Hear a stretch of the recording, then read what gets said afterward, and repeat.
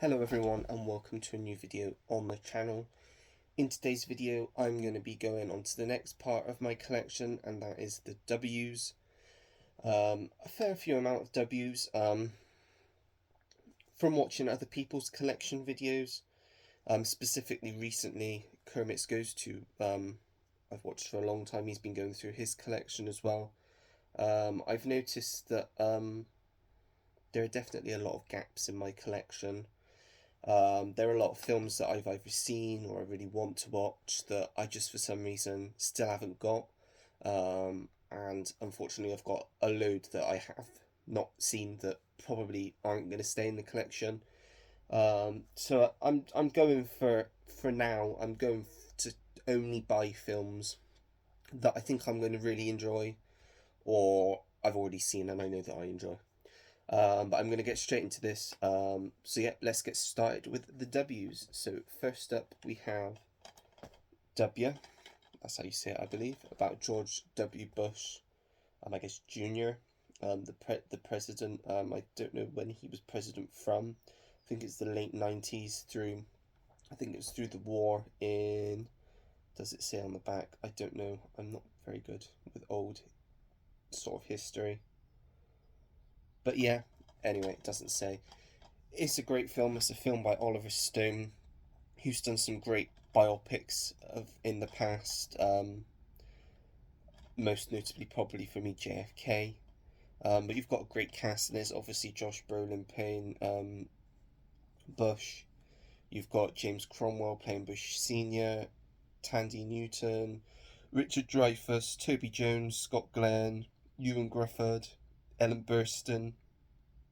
Great cast in this, and it's a really interesting biopic. I've not seen it for a while, but yeah, that is W. Next up we have The Walk, about Louis Petit, I believe his name is, Philippe Petit. Don't know where I got Louis from. Philippe Petit, who was a French man who, I think he's walked between the Twin Towers. I think he's the only one to have done it. Like on a high wire, I suppose. And he practiced for years and years. It was just what he enjoyed doing. But yeah, it's a really good film. It's a nice film. You've got Ben Kingsley in there, Joseph Gordon-Levitt.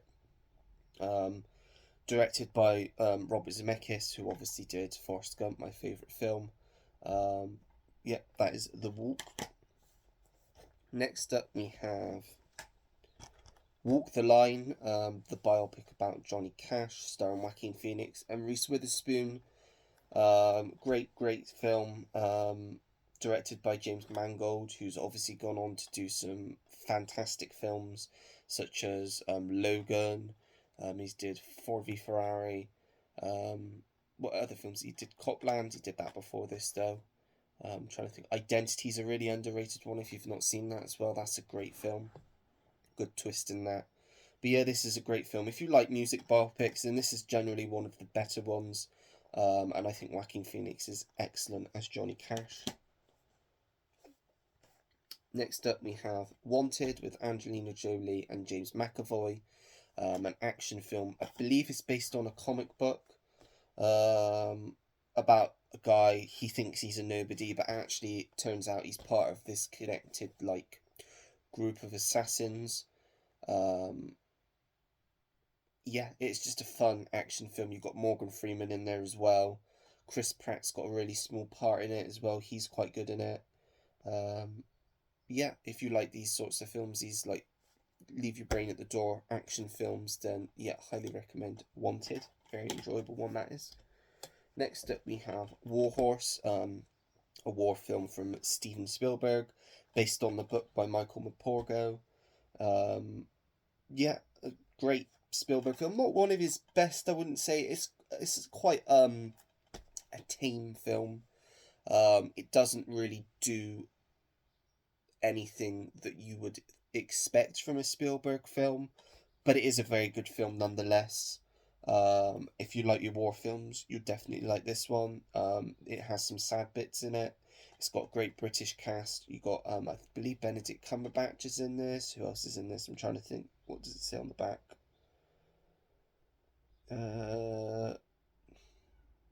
David Thewlis from Harry Potter. Pretty sure Tom Hiddleston's in this as well, it looks like from the back. It's been a while since I watched it, but yeah, that is Warhorse. Next up we have The Watch, which is a really funny comedy starring Ben Stiller. You've also got Vince Vaughn, Jonah Hill and Richard Ayoade in what is, I think, his only... I haven't seen him in any other films. I think he's done a lot of animated work. I think he was a voice in Soul. But I can't think of what else. He's done quite a lot of voice work, I think, in animated films. But very, very funny film about neighbourhood watch group that are determined to take down these aliens. Produced by Sean Levy, who obviously great comedy films. He did the Night at the Museum films with Ben Stiller. He's obviously doing Deadpool 3, Adam Project. Trying to think what else. This Is Where I Leave You's a great one if you've not seen that. Highly underrated family drama. But yeah, The Watch. Next up we have Water for Elephants. A really good film. I don't know if it's based on a book or something. Yeah, it's based on a book. It's basically a love story about a man, and he's elderly, and he's basically telling the story of how he met his love, basically, and how it was all around the circus and elephants and stuff. It's very good. It's quite hard to watch it sometimes because of the abuse towards the elephants, but yeah, it's a great film. Definitely recommend that one. Next up we have Waterworld, which is known as being one of the biggest disappointments in film history, because I think the budget was really high and it really let down at the box office. But I love Kevin Costner. I thought it was an enjoyable film. I really enjoyed it personally. I would be interested in getting the 4K, see what it looks like. But yeah, it's just one of those 90 films that kind of... The way I would kind of describe it is kind of like Mad Max on the ocean sort of thing. Yeah, but that's Waterworld. Next up we have The Way We Were, starring Robert Redford and Barbara Streisand, about two people that meet whilst they're at college, I want to say, and it's basically about the story of their love, I suppose, in a way, and what happened to it. Yeah, that's The Way We Were. Not much more to say on that one. So if I keep sniffing, I am struggling with a cold at the moment, but I'm doing my best to not sniff as much as I can. The Way, Way Back, really good film. I love these sorts of films. It's like a very niche, specific type of genre. I would put this with like Adventureland, probably Little Miss Sunshine I'd put it with. I think this is actually something to do with Little Miss Sunshine, as in the directors, I don't know, something like that. It's just got that kind of feel to it. It's like set like a water park, much like Adventureland's at a theme park. Um, and it's just about a young boy. It's like a coming of age story about a young boy during the summer. His mum's just started dating a new boyfriend played by Steve Carell, who's a bit of a dick. But he makes a really good friend in Sam Rockwell. I love Sam Rockwell, so obviously I was going to enjoy this. It's just a really nice film. Definitely recommend watching that one if you've not seen it. Yeah, it does. It says on the back, Little Miss Sunshine, on the front rather, in big yellow writing. Next up we have The Weatherman, starring Nicolas Cage and Michael Caine. A bit of a weird one. I bought this because I think I saw it on Big Paulie's Facebook group or one of the Facebook groups as being really cheap, and I like Nicolas Cage. Really like Michael Caine as well. And overall, it was a good film. Definitely a Nicolas Cage film. It was quite weird. But I enjoyed it. It's like got a kind of... I think it's set during the winter, so it's... yeah, lots of snow, but I don't really know what else to say about it. It's just a weird film, but definitely fits in Nicolas Cage's filmography. Next up we have We Are Your Friends. I have seen this. I watched this on Amazon, I think, and I found this in a charity shop a few years ago. It's just like a music film about DJ. he starts falling in love with the wrong person, I think. Um, yeah, that's not very memorable, but I think Zac Efron's quite a good actor. And yeah, I just wanted to get it to give it a watch again at some point. Next up, we have We Bought a Zoo. Love this film. To be honest, I love most of Cameron Crowe's films. He has done a few that kind of I've not really thought as much of. Well, I haven't. I didn't even get through Elizabethtown. I can't think of what else. I love Vanilla Sky, and I love Almost Famous, and obviously I love Jerry Maguire. Um, but yeah, it's a good film based on a true story. It was like Hollywoodized because the zoo is actually based not that far from where I am now. More south, I think. I think it's like Dartmouth Zoo or Dartmoor Zoo, somewhere like that. About a family that basically take over it.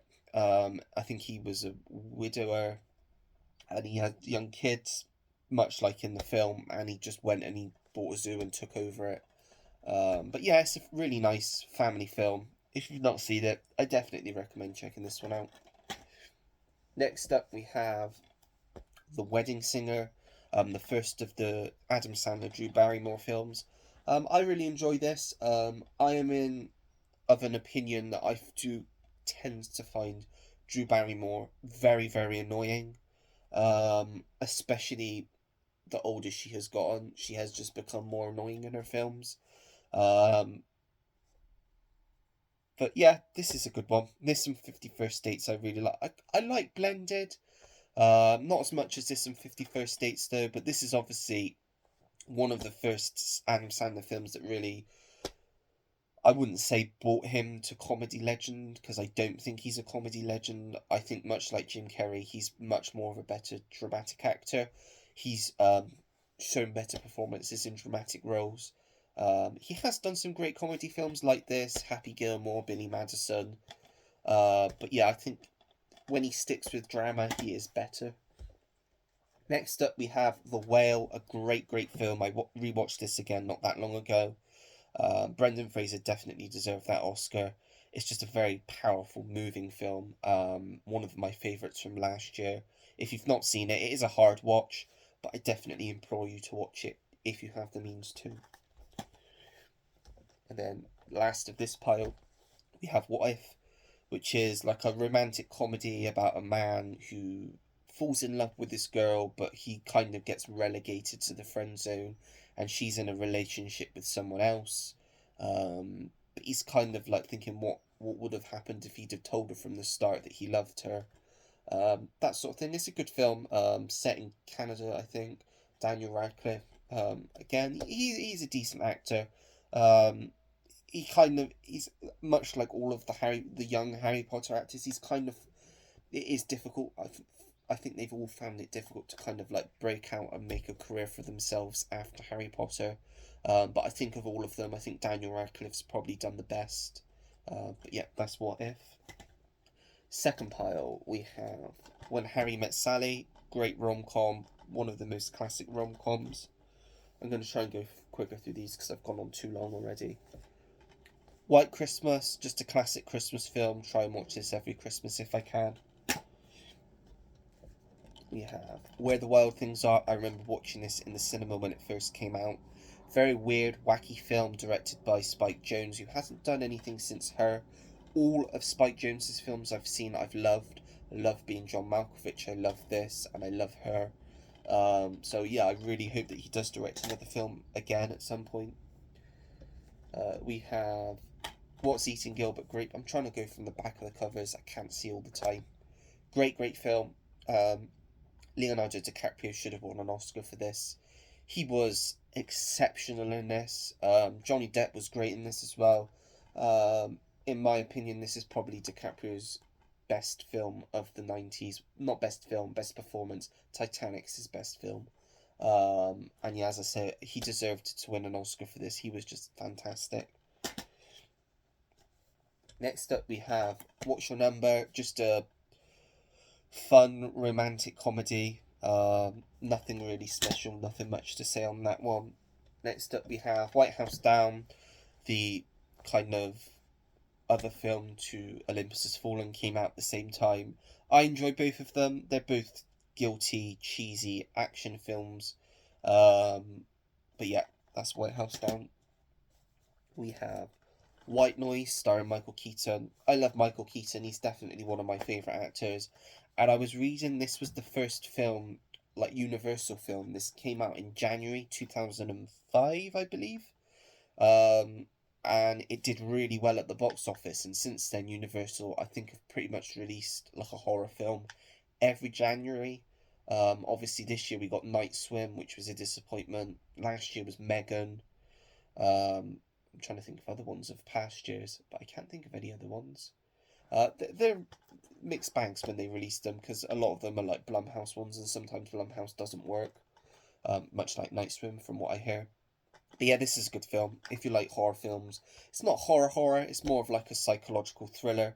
But yeah, that's White Noise. Next up, we have Why Him with Bryan Cranston, James Franco, and Zoe Deutsch. Love Bryan Cranston. Very funny film. Again, try and watch this at Christmas. Wind River, highly underrated film starring Jeremy Renner and Elizabeth Olsen. Written and directed by Taylor Sheridan, who has obviously brought us Yellowstone and all the other shows along with it. Just a really great film. We are getting a sequel to this. I don't think any of the main characters from this are returning. I think one of the supporting characters are going to be the lead in the new one. But I'm still excited for it because this was just such a great film. Next up, we have The Witches. This was okay. I know everybody really hates this film, especially the CGI, and the CGI is pretty bad, I will admit. But again, it's just an okay film. I have it in the collection because I want to watch it again at some point. Without Remorse, starring Michael B. Jordan. Again, this was not directed, written by Taylor Sheridan, based on John Kelly, who's like part of Tom Clancy's universe, like the Jack Ryan universe.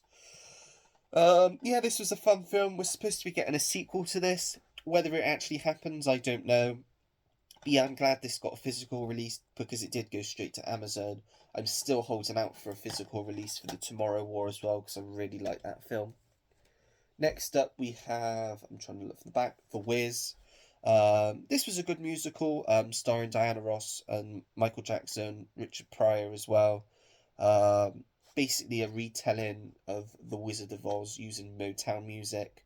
It was okay. It's a bit weird. I do find these films of this decade, the 70s, can be a bit weird. But yeah, I enjoyed it. The music was good.